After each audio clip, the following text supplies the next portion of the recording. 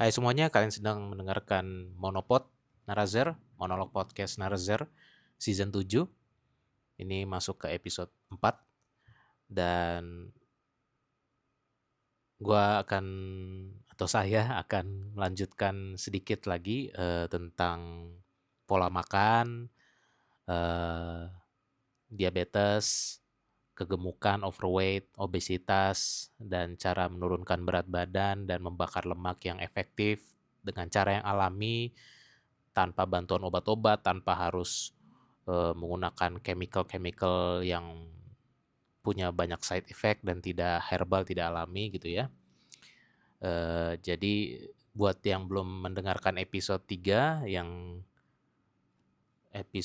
judulnya cara sebentar saya cek lagi. Pasti turun berat badan dan bakar lemak signifikan dengan cara alami ya, yang rilis di 5 Februari lalu. Silakan dengerin dulu untuk tahu backgroundnya seperti apa, karena ini lanjutannya ya. Jadi sebisa mungkin saya nggak mengulangi lagi apa yang background story yang saya ceritain, bagaimana dari awalnya saya overweight 90 sampai 88 kilogram, bisa turun lebih dari 10 kilogram sampai di berat badan 75 atau 76 kilogram lah gitu ya. Oke, jadi saya mau ngomongin terutama cara kita milih makanan ya, pemilihan makanan. Dan ini mungkin akan saya buatkan juga versi ringkasnya dalam bentuk reels Instagram di mudah-mudahan pekan depan ya, next week atau next 2 weeks. Ya di bulan-bulan Februari inilah saya akan rilis di Instagramnya Narazer. Boleh di-follow IG-nya karena di Instagram Narazer juga cukup aktif. Saya bikin konten di situ 2 kali seminggu, maksimal 3 kali seminggu lah postingannya. Baik itu tentang travel experience, yaitu waktu saya traveling ke Jepang, ada juga saya review traveling di Penang, Malaysia, dan juga dominan membahas urban issues, baik urban issues di Jakarta, Jabodetabek, ataupun kota-kota besar Indonesia lainnya lah gitu ya. Tapi so far masih ngomongin Jabodetabek dan Jakarta inner city-nya ya. Oke, balik lagi ke topik soal menurunkan berat badan, membakar lemak agar kita terhindarkan dari penyakit-penyakit yang berbahaya, penyakit-penyakit orang-orang modern saat ini, yaitu diabetes, kolesterol, asam urat, dan sebagainya gitu ya. Dan banyak hal lah gitu ya. Jadi soal pemilihan makanan, sekarang itu saya jadi sangat selektif ya memilih makanan. Memilih makanan jadi nggak asal sekedar karbo gitu ya, tapi saya termasuk yang sebelumnya udah pernah saya sampaikan di episode sebelumnya, saya ini cukup sensitif dengan tepung terigu, gluten ya, sehingga saya sering sering menghindari makanan-makanan itu, yang mana di kota-kota besar pada umumnya atau di masa-masa zaman sekarang gitu, itu susah sekali ya menghindari makanan seperti itu. Karena ke KFC, McD, restoran-restoran cepat saji, itu pasti makanannya ada tepung terigunya semua, mau itu ayam, burger, eh, apalah kentang, french fries ya kan, semuanya ada. Terus kalau kita mau yang agak lebih sehat, juga tetap ada itunya ya, kayak misalkan Japanese resto, Japanese food resto, yang biasanya lebih sehat, lebih higienis daripada yang fast food atau junk food, itu juga selalu mengandalkan tepung terigu juga, baik di katsunya atau di apanya gitu ya, tempura atau apa gitu kan, udangnya, ayamnya, kadang-kadang sapinya juga dibikin katsu pakai tepung terigu gitu ya, ramen dan sebagainya gitu. Jadi susah banget, susah banget. Terus yang terlihat lebih terkesan sehat juga makanan seperti dimsum itu kan pakai tepung terigu juga ya, walaupun mungkin tepung terigunya nggak banyak gitu, tapi tetap aja tepung terigu, gluten.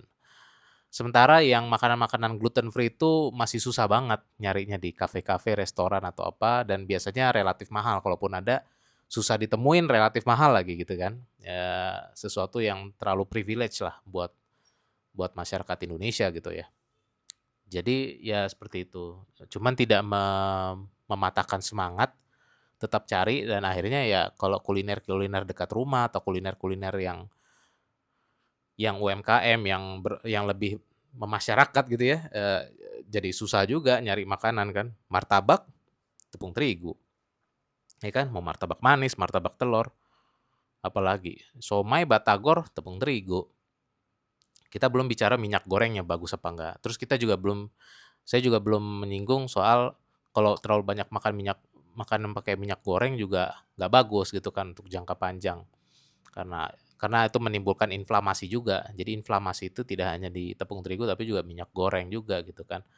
Jadi tepung terigu tuh, side effect-nya banyak, ya negative side effect-nya banyak ke saya, mulai dari asam lambung gampang naik, dan akhirnya setelah sering puasa nggak makan tepung terigu akhirnya, eee, gluten apa namanya, gluten fasting kali ya istilahnya. Gluten fasting, ya istilahnya saya sendiri tuh. Gluten fasting, setelah saya sering gluten fasting jadinya saya, asam lambung saya jauh lebih normal sekarang, tidak gampang naik asam lambung. Juga gejala-gejala seperti nyeri-nyeri yang seharusnya tidak terjadi juga sudah hilang gitu, nyeri-nyeri di kaki kalau bangun atau, eee, apalagi ya, mmm, banyak ya, cuman saya lagi nggak hafal, lagi nggak ingat semuanya. Dan juga, olahraga juga harus rutin juga, tetap harus rutin. Buat yang masih overweight, tetap jalan kaki aja, jalan kaki cepat dan lakukan gerakan-gerakan stretching yang intensitas rendah aja gitu ya. Peregangan-peregangan, stretching yang normal saja, yang tidak perlu yang kayak jumping jack, abdominal plank itu abdominal crunch itu nggak usah gitu ya. Nggak usah yang kayak gitu-gitu. Apa squat thrust jump tuh nggak usah kayak gitu-gitu. Jadi yang biasa-biasa aja yang simple-simple, yang penting dapat semua, tangan, lengan, dada, punggung, dapat semua lah gitu kalau stretching gitu ya, kaki, paha, dan sebagainya. Jalan kaki cepat saja, terus ya kalian bisa cek lah di YouTube ya gerakan-gerakan yang ringan, yang tidak intensitas berat, sehingga heart rate-nya juga tidak menghasilkan heart rate yang tidak tinggi gitu ya, supaya lemak kalian yang dibakar bukan kalori kalian gitu, supaya sel-sel lemaknya yang dibakar bukan kalori yang baru kalian makan yang dibakar duluan gitu kan. Tuh, kemudian ya kurangin gula, baik sukrosa maupun glukosa gitu ya. Fruktosa kan dari buah. Buah juga kalau bisa ya nggak usah ditambahin gula lagi lah gitu ya kalau makan buah, dan kalau bisa sih buah-buah yang terlalu manis itu jangan terlalu banyak lah gitu ya. Yang buah-buah yang gulanya tidak terlalu manis lah gitu ya, tidak terlalu tinggi kayak apa ya, mungkin pisang gitu ya. Mungkin pisang kan nggak terlalu tinggi fruktosanya. Terus apa misalkan, I don't know, alpukat mungkin ya. Alpukat kan kalau nggak dikasih gula kan nggak manis kan. Nah itu. Kemudian buah-buah kayak, eee, apa ya, mungkin jambu kali ya. Jambu, ya yang dan lain-lain lah gitu. Kenapa saya nggak sebut semangka, apel gitu ya, jeruk gitu ya, karena saya khawatir tuh saya khawatir ada beberapa orang bilang itu buah-buah zaman sekarang tuh udah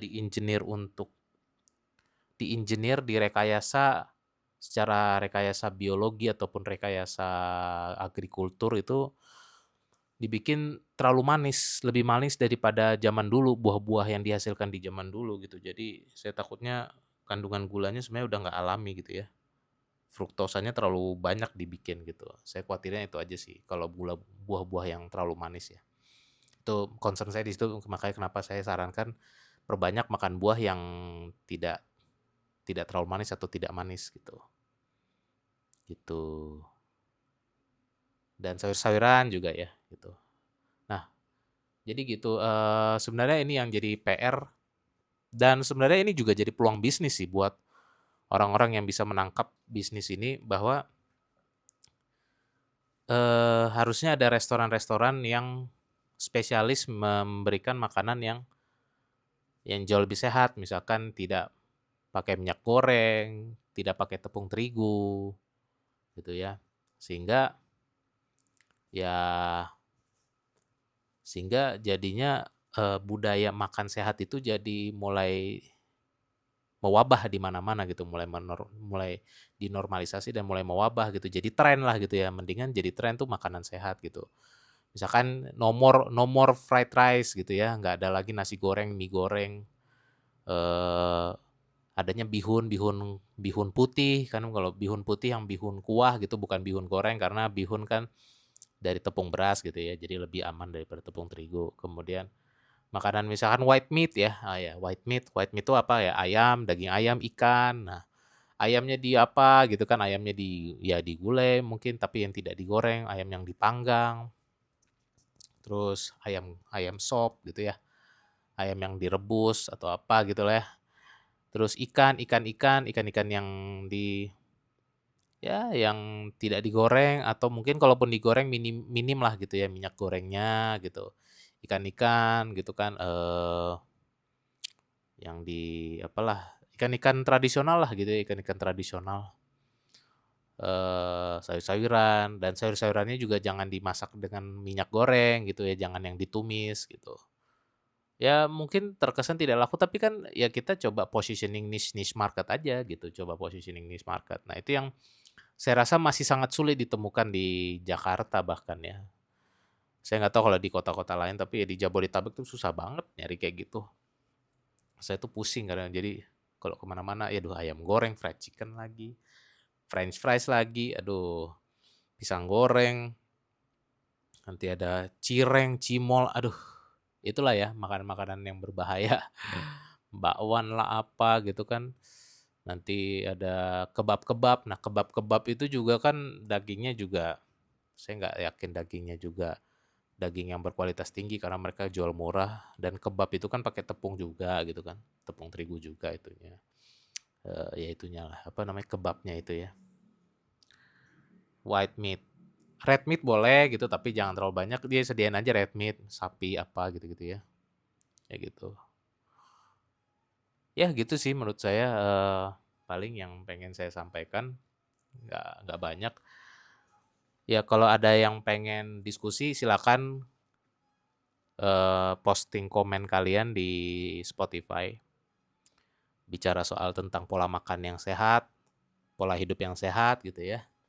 Mungkin kalau saya pribadi yang mungkin yang masih belum accomplish, yang belum achieve dengan baik mungkin pola tidur ya. Pola tidur, saya masih sering tidur terlalu larut malam ya, kayak baru bisa tidur jam 1 jam 2 gitu ya. Bahkan kadang-kadang baru bisa tidur jam 3 gitu, yang itu yang mungkin saya yang masih PR. Tapi pola makan saya udah lumayan oke gitu ya. Jadi saya kadang makan itu makan nasi sedikit, sudah pasti makan nasi sedikit, terus kadang-kadang diganti dengan kentang atau enggak ubi gitu ya. Kentang, ubi atau, yang lain dan kentangnya bukan yang pasti bukan french fries ya, ya kentang yang direbus gitu, kentang yang direbus, kentang yang ya dikasih gulai dikit lah gitu ya. Ubinya kadang masih digoreng sih, ya kadang ubinya singkong, kadang makan singkong gitu kan. Ya gitulah, saya rasa itu membiasakan diri gitulah, biasakan diri untuk makan yang tidak terlalu banyak rasa, tidak terlalu banyak bumbu, lama-lama enak kok, yang penting kalau makanannya segar pasti enak kok, walaupun bumbunya minim ya setidaknya istilahnya jangan terlalu dimanja lah, lidah itu jangan terlalu dimanja gitu. Itu mungkin yang challenge terberat orang-orang Indonesia pada umumnya lidah itu terlalu udah terlalu nyaman dan terlalu manja untuk dikasih makanan yang terlalu banyak bumbu dan rasa-rasa yang terlalu enak gitu ya. Makanan yang sehat itu makanan yang tidak terlalu enak sih gitu. Yang biasa saja lah enaknya gitu ya. Nikmatnya biasa saja. Tapi kesehat manfaatnya jauh lebih bermanfaat gitu loh, menghindari penyakit-penyakit yang tidak perlu terjadi di diri kita di masa tua nanti. Kanker, stroke itu kan mengerikan ya kalau kita mengalami itu. Jadi ya kanker stroke itu bisa kita hindarin kalau kita makan makanannya yang sehat gitu ya. Karena terlalu banyak makanan-makanan yang tidak sehat yang sudah berkeliaran menyebar di mana-mana di sekitar kita gitu. Ya syukur-syukur kalian bisa masak gitu ya. Jadi kalian bisa cari makanan apa bisa masak sendiri makanan kalian di rumah. Kalau yang nggak bisa, nah itu yang susah sih gitu. Dan paling kalau ada catering-catering apa? Catering-catering diet keto ya, diet keto itu saya rasa sih kalau catering-catering itu harusnya jangan cuman ngurusin ngatur kalori dan protein ya, tapi juga apa meminimalisir kalori, memperbanyak proteinnya kayak ayam apa nasi. Tapi juga apa ya? Saya rasa jangan terlalu banyak ditambah-tambah deh yang nggak sehat kayak mayones tuh nggak usah lah gitu. Terus juga nggak usah pakai yang mie tanpa tepung gitu, ya bisa sih cuman ya kalau bisa ya kalau yang sehat-sehat aja gitu, sayur apa gitu-gitu. Supaya, jangan apa ya, maksudnya ek mungkin nggak ekstrim tapi ya jangan ini deh, jangan terlalu ke kanan enggak, ke kiri enggak gitu. Jadi katanya keto, tapi kok malah makanannya dibikin jadi terlalu enak, terlalu banyak manisnya atau apa gitu kan. Nah, itu kan malah jadi naikin glukosa juga, Kak. Cita-cita sehatnya, cita-cita untuk dietnya menurunkan lemaknya gimana gitu kan. Gak apa-apa, bikin aja apa adanya kalau jangan bikin burger keto lah apa, udah yang benar-benar sehat aja gitu. Nasi merah gitu kan, daging ayam ya udah nggak usah pakai goreng nggak apa-apa atau putihnya aja gitu kan, kulitnya dibuang ya udah nggak apa-apa gitu, ya dikasih bumbu dikit aja gitu nggak usah banyak-banyak. Terus banyakin sayurnya brokoli kalau emang yang paling sehat itu brokoli dan wortel ya udah banyakin aja brokoli wortelnya. Ikan ya gede banyakin lah ikannya gitu kan, jangan pelit gitu. Dan kayaknya juga masih sedikit ya yang bikin-bikin catering itu juga masih sedikit. Kalau yang sering muncul di Instagram, iklan Instagram Ads saya tuh Yellow Fit Kitchen ya, Yellow Fit Kitchen ya kayak gitu-gitulah ya maksud saya. Yang sejenis-sejenis itulah. Harusnya ada restorannya gitu. Dan saya pernah makan itu pesen lewat kayak GrabFood, GoFood gitu. Yang semacam Yellow Fit Kitchen gitu mereka ada jualan di daerah Ampera, Jakarta Selatan ya. Ampera atau Kemang situlah. Saya beli ikan tuna gitu ya sama ayam. Ya pas saya makan langsung kenyang gitu, ya langsung kenyang. Nah itu ya salah satu lagi ya, kalau kita terlalu banyak makan tepung terigu selain asam lambung, ya itu juga kita dibikin untuk otak kita tuh dirangsang untuk selalu lapar dan pengen makan terus gitu, itu yang bahaya sih. Kecanduan-kecanduan itu ya, zat-zat adiktifnya tuh banyak kayaknya tuh di ultra processed food ataupun di makanan-makanan yang pakai tepung terigu yang tepung terigunya kayaknya nggak bagus ya kalau di Indonesia ya. Kualitas rendah sih feeling saya. Makanya banyak makanan-makanan. Jadi makanan-makanan murah itu biasanya kalau tepung terigunya banyak tuh, gitu. Oke, terus tadi kayaknya saya ada yang mau saya sampaikan deh satu hal lagi yang penting juga sebelum saya tutup. Aduh, saya lupa lagi tadi. Saya mau ngomong apa ya? Sebentar ya. Oh ya, ya, saya udah ingat.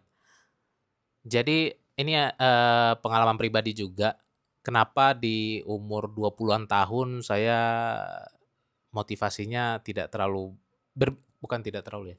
Motivasinya cukup berbeda dengan motivasi di umur 30-an ya. Jadi di umur 20-an itu saya motivasi turun berat badan atau pengen kurus, pengen badan kebentuk supaya eh badan saya bagus kelihatan keren gitu ya, biar bisa memukau banyak orang, terutama memukau atau menarik perhatian cewek-cewek gitu ya. Itu motivasinya kayak gitu dulu, pengen six pack gitu ya, terutama six pack tuh, six pack, badan kekar, otot bahu, otot dada tuh menonjol dan sebagainya gitu ya. Di umur gue yang sekarang di atas 33 tahun, di bawah 37 tahun ini, ya kalian kira-kira sendiri aja range-nya, tebak-tebak sendiri aja. Di umur saya yang segini itu, saya juga masih tetap suka aja, siapa yang nggak suka kalau badannya terbentuk keren gitu ya, otot dadanya bagus, otot perutnya six pack, bahunya bagus, otot lengannya kekar dan sebagainya. Siapalah yang nggak pengen ya, mungkin tidak sekekar Aderay gitu ya, tidak sekekar itu, tapi ya terbentuk kayak atlet lah gitu ya, badannya bagus kayak atlet itu siapalah yang nggak pengen gitu ya, pasti hampir semua pengen. Namun motivasinya berbeda. Kalau di umur 20-an ya itu tadi ya, pengen ya murni pengen keren aja gitu. Kalau dibilang sehat, ya pengen sehat, bener juga pengen sehat. Cuman sehat itu bukan kayak yang concern tidak setinggi ketika di umur 30-an. Kenapa? Karena mungkin umur di 20-an makan banyak goreng-gorengan, makan banyak tepung terigu, makan banyak makanan yang asal enak tapi nggak sehat, dan pola tidurnya nggak terlalu bagus, itu nggak mengganggu metabolisme badan, tidak banyak gejala lah, tidak gampang sakit lah. Tapi ketika udah umur 30-an, udah apalagi yang umur-umur udah 31 ke atas biasanya gitu ya, 31 ke atas gitu. Nah itu badan jadi lebih sensitif gitu ya. Kalau makan makanan yang nggak bagus jadi lebih sensitif, lebih gampang sakit. Gejala-gejala keluhan-keluhan yang tidak biasanya terjadi di umur 20-an terjadilah di umur 30-an gitu ya. Misalkan badan mulai gampang pegal-pegal karena ternyata kolesterolnya tinggi gitu kan misalkan. Eee, Bahunya pegel, punggungnya pegel gitu, atau yang kayak saya alamin asam lambung, terus ada lagi misalkan ya nyeri-nyeri, nyeri ini, nyeri itu, asam uratnya naik gampang gitu ya, ternyata asam urat sudah mulai muncul. Saya nggak bicara yang ekstrim ya, kalau yang ekstrim tuh biasanya berarti emang udah parah banget, pola makannya dari dulu nggak bagus gitu ya. Ya itulah, jadi ketika umur 30-an, motivasi saya untuk turun berat badan, untuk badan lebih bagus, olahraga lebih serius, pola makan harus lebih ketat, lebih disiplin, karena kita khawatir orang-orang umur 30-an tuh udah mulai khawatir, kayaknya mulai nggak bisa ditolerir nih gitu kan, udah nggak boleh main-main lagi nih sama badan gitu, nggak boleh main-main lagi nih sama kesehatan dan fisik jasmani gitu kan. Nah disitulah jadi menurut saya, disitulah saya sih nggak tahu buat yang teman-teman yang masih berusia di bawah 30 tahun gitu ya, 29, 28, 27 bahkan lebih muda gitu ya, mungkin kalian belum merasakan atau belum mengalami concern ini, belum mengalami keresahan-keresahan semacam ini. Tetapi ya ini buat for your information aja gitu ya, FYI aja, kalau someday ya ini kalian dengerin saya nih, seorang yang umurnya udah 33 tahun, di atas 33 tahun, di bawah 37 tahun gitu ya. Yang sebenarnya menuju ke umur 40 itu masih lumayan lama, masih lumayan lama lah gitu. Tapi gejala-gejala penyakit yang itu udah mulai terjadi, pradiabetes, gejala-gejala pradiabetes itu udah mulai terjadi.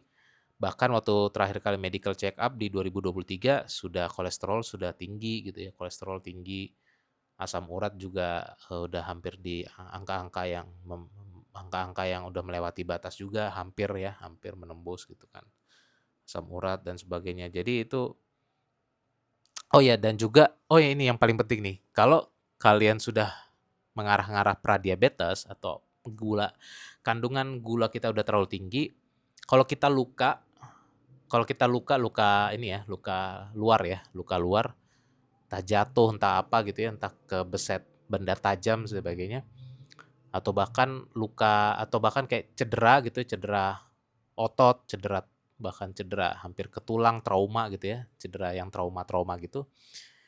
Itu kalau kandungan gulanya tinggi itu makin susah kita sembuhnya. Jadi kalau misalkan waktu masih umur-umur remaja gitu ya, jatuh, luka 3 hari, 4 hari udah sembuh gitu ya, lukanya udah kering.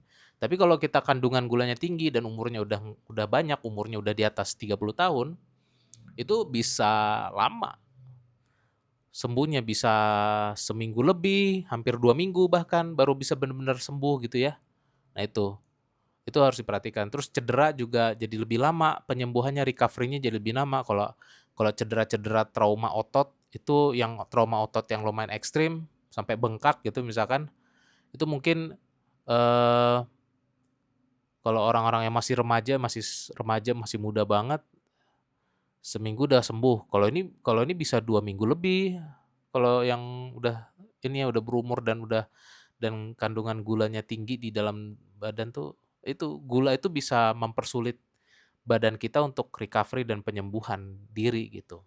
Nah itu ya, jadi itu salah satu motivasi juga buat saya harus kurangin glukosa gitu ya, harus harus turunin berat badan, harus membakar lemak, harus sehat, tidak boleh diabetes, tidak boleh kolesterol tinggi gitu ya.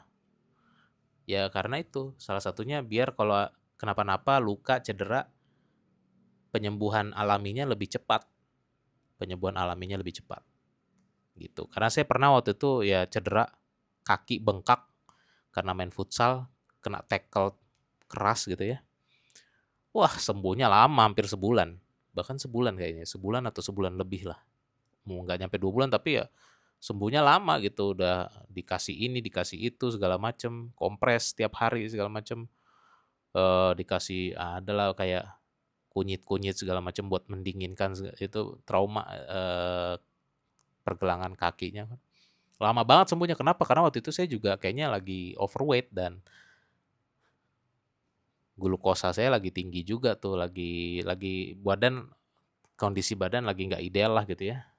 Ya itulah.